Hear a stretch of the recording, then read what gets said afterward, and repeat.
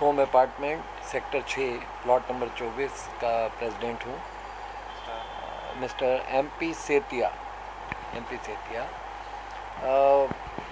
पिछले साल जनवरी में हम लोगों का इलेक्शन हुआ था, तो उसमें अनअपोज्ड हम लोग हुए। तो यहाँ कोई झगड़े वगड़े वाली बात नहीं है, सब लोग मिलजुल के अपना किया गया कि यहाँ पे सिलेक्शन किया जाए। मैं 8 साल से यहाँ रह रहा हूँ। यहाँ पे इससे पहले मुंबई में था मैं, तो बस मकान लेके रख गया था। सर मुंबई से सीधे आप दिल्ली यहाँ पर द्वारका में ही आए हैं? जी हाँ, मैं बॉम्बे से सीधा दिल्ली में आया क्योंकि सर्विस थी। 15 साल तो मैं बाहर ही था, हूँ दिल्ली का ही, लेकिन जॉब बाहर करनी पड़ती थी। जी सर एक बात बताएं कि वहाँ में और यहाँ में आपको क्या फ़र्क नज़र लगा? देखिए, अगर आप सिविक सेंस की बात करें, सबसे बड़ी चीज़ जो बॉम्बे की अगर है तो सब लोग मानते हैं कि वहाँ सिविक सेंस बहुत अच्छी है। मतलब लोग डिसिप्लिन में रहते हैं, अपनी लेन में चलना। ऑटो वालों की तो कोई प्रॉब्लम ही नहीं है, चप्पे चप्पे पे। Even public transport is excellent there.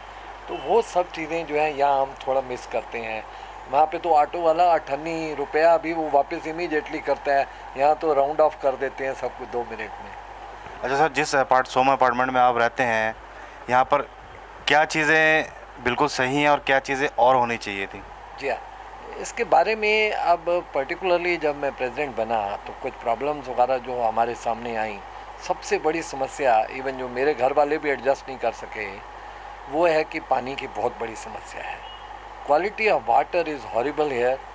अब जब से हमने किया है कि अब वर्चुअली हम पिछले 2 साल से सिर्फ टैंकर मंगवा के ही पानी का गुजारा कर रहे हैं। अदरवाइज़ सबको स्किन प्रॉब्लम, हेयर लॉस और तरह की प्रॉब्लम्स हो रही हैं सारी वहाँ पे। एक तो सबसे बड़ी समस्या ये मुझे यहाँ नज़र आई। और दूसरी ये है कि यहाँ पे जैसे अब मेट्रो तो आ गई, बड़ी अच्छी बात लगी, लेकिन मेट्रो तक जाना मतलब थोड़ा 2 किलोमीटर भी जाना है तो कनेक्टिविटी बिल्कुल नहीं है, ना के बराबर कनेक्टिविटी है। आपको जो है ये रिक्शा विक्शा वाले यही काम करने पड़ते हैं, और रिक्शा वाले तो I mean everybody can't afford daily कि एक साइड पे 30 रुपये दे देते हैं और आना, तो ये एक बहुत बड़ी समस्या है साहब यहाँ पे। अदरवाइज़ ठीक है, पानी और ये है मतलब एक। अच्छा सर, आपका पानी का मंथली बजट क्या है? देखिए साहब, मंथली बजट आप यह है कि 90 टैंकर ऑन एन एवरेज आते हैं यहाँ पे साहब। 3 टैंकर रोज़ आते हैं तब जाके, और वो जो आपकी म्यूनसिपैलिटी की जो सप्लाई है वो कभी 3-4 दिन में एक बार कभी आ गई तो आ गई, नहीं तो गॉड नोज कि उससे गुजारा तो होता नहीं है वो हमारे में। अच्छा सर, जैसे कि आप जानते हैं कि दिल्ली के अंदर जो क्राइम है, जैसे कि ईव टीजिंग हो गया, चोरी, फ्लैटों में चोरी, सीनियर सिटीजन से बुरा बर्ताव, या फिर उनको घर में घुस के मार देना क्योंकि अकेले रहते हैं, अपार्ट दिस बैग पुलिंग, ये सब चीज़ें, ये और सब जगहों से द्वारका में आप कितना सुरक्षित महसूस करते हैं? नहीं साहब, इसमें तो मैं भी कहूँगा सुरक्षा तो बहुत कम है यहाँ पे। आप इवन रात को लेट अगर नाइट का भी बात सोचें कि इवन मेट्रो स्टेशन से भी घर आना हो 10 बजे के बाद, तो थोड़ा डर तो लगता है, बिल्कुल सूनापन सा लगता है। ये हमारा एरिया सेक्टर 6-7 ये थोड़ा बहुत फिर भी बसा हुआ है, लेकिन इससे थोड़ा सा आप पीछे चले जाइए तो आपको मतलब जो है आप सुरक्षित महसूस नहीं करते।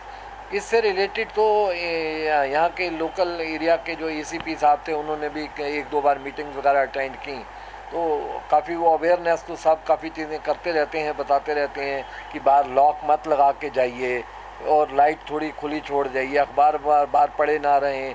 वो सारी चीज़ें हैं, वो अगर वही छोटी मोटी जो चीज़ें हैं अगर उनको फॉलो करें तो ठीक है, सुरक्षा अपने हाथ में है। बाकी है तो डर तो लगता है साहब, यहाँ पे डर तो है। अच्छा सर, जो डीडी की वर्किंग के बारे में आप क्या कहना चाहेंगे? जैसे कि उनके द्वारा बनाएंगी building, roads, service lane, street lights, park, उनके वर्किंग कैसी लगी? नहीं, मैं उनको नंबर नहीं दे सकूँगा। पढ़ता भी रहता हूँ और पढ़ा लिखा हूँ, काफ़ी इन सब चीज़ों को जानता हूँ। ये डीडीए से तो मैं थोड़ी, उनका रवैया बड़ा उदासीन है, यानी कि सिर्फ वेट करते हैं कि कुछ हादसा हो जाए तो फिर काम होगा, नहीं तो मतलब जैसे वो भी चुपचाप निकल जाते हैं और उसका कुछ नहीं करते हैं साहब। ये इससे तो बहुत उदासीन रवैया है उनका। डीडी को अगर आप 10 में से अंक देना चाहेंगे उनके वर्किंग के बारे में, तो कितने देंगे?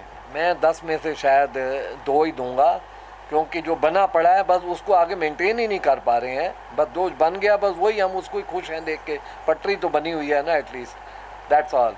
आई मीन उसके बाद आप देखिए यहाँ पे इतने मतलब कट्स जो हैं टाइम पे जगह पे नहीं बने हुए हैं सोसाइटी वाले यहाँ पे।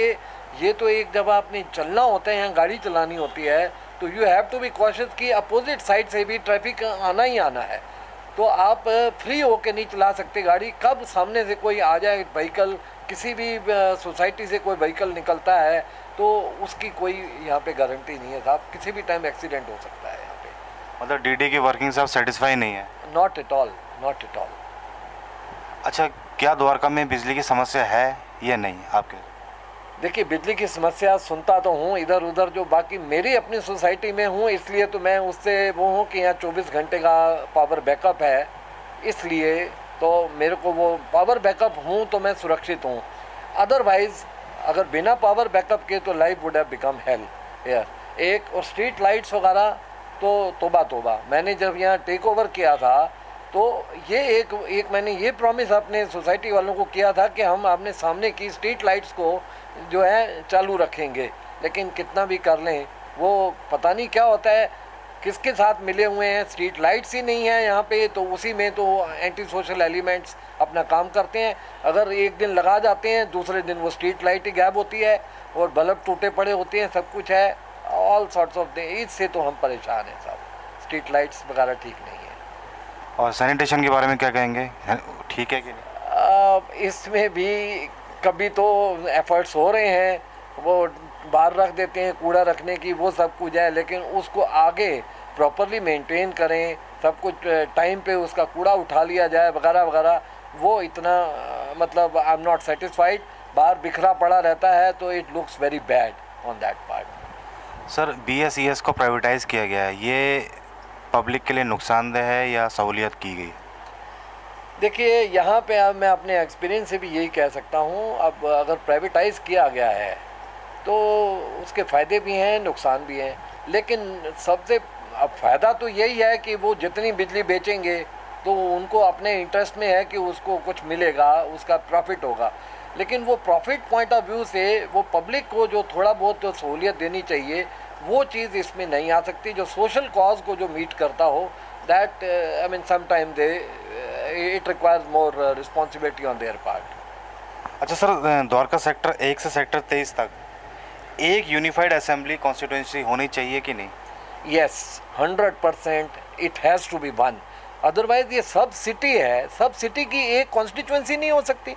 कभी ये 4 एक गांव के साथ हैं, 4 दूसरे गांव के साथ हैं, हमने नाम ही नहीं सुने, हमें लगता है हम शहर में रह के भी गांव वालों के साथ बैठे हैं यहाँ पे, तो वो थोड़ी सी कमी है। यानी ये होनी चाहिए, एक MLA होना चाहिए। एक MLA बिल्कुल होना चाहिए साहब, ये बहुत बड़ा शहर है साहब, इसमें पानी लाइए, सब कुछ लाइए, सब ठीक करिए।